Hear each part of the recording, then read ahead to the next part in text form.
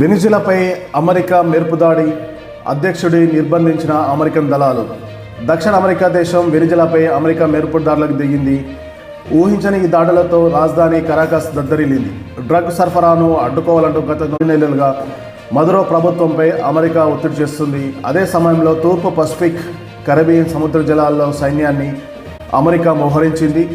ఇటీవల కాలంలో పలుమార్లు వెనిజులా ఓడరేవులపై అమెరికా దాడికి దిగింది. డ్రగ్ స్మగ్లర్లకు సహకరిస్తే డాకింగ్ ప్రాంతంపై కూడా దాడులు జరుపుతామని వెనిజులాను అమెరికా హెచ్చరించింది. అలాంటిది శనివారం ఏకంగా వెనిజులా దేశంపైనే అమెరికా దాడి చేసింది.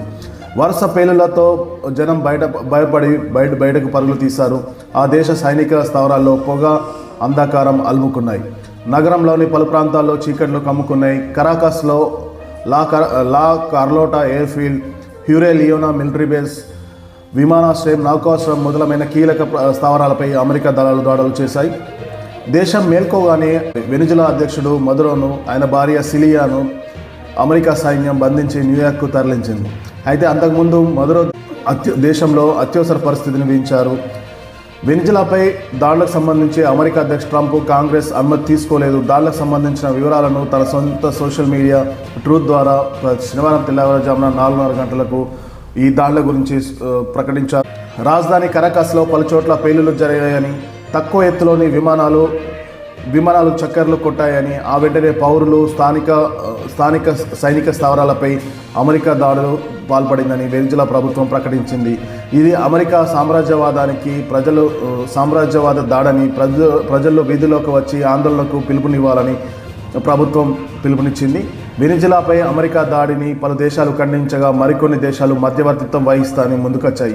మరికొన్ని దేశాలు దాడులను సమర్థించాయి. కానీ దాడిని మన దేశంలోని left పార్టీలైన CPM, CPI లిబరేషన్లు ఖండించాయి. 2013లో Hugo chawal మరణానంతరం దేశాధ్యక్షుడిగా మదురో బాధ్యత చేపట్టారు. 2018లో మళ్ళీ ఎన్నికయ్యారు. అయితే ప్రతిపక్షాలు పోటీ చేయకుండా నిషేధం విధించడంతో ఆ ఎన్నిక తీవ్ర విమర్శలు వచ్చాయి. మరోవైపు వెనిజులా అధ్యక్షుడు బాధ్యతలు చేపట్టారన్న అంశం ఇప్పటివరకు తేలలేదు. వెనిజులా చట్ట ప్రకారం ఉపాధ్యక్షులు ఉన్నవారు అధ్యక్షులు అవుతారు.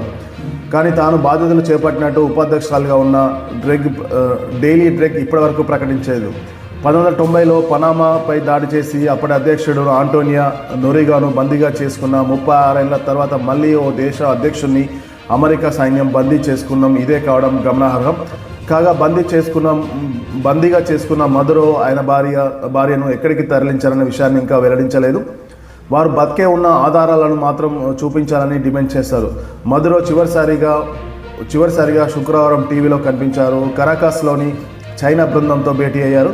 ఈ దాడులను వెనిజులా రక్షణ మంత్రి వ్లాదిమిర్ పాడెర్ను ఖండించారు. ఇది సామ్రాజ్యవాద దాడిగా అభివర్ణించారు. దేశ రక్షణ కోసం విదేశీ బలగాలను ఎదిరించాలని పౌరులకు ఆయన పిలుపునిచ్చారు.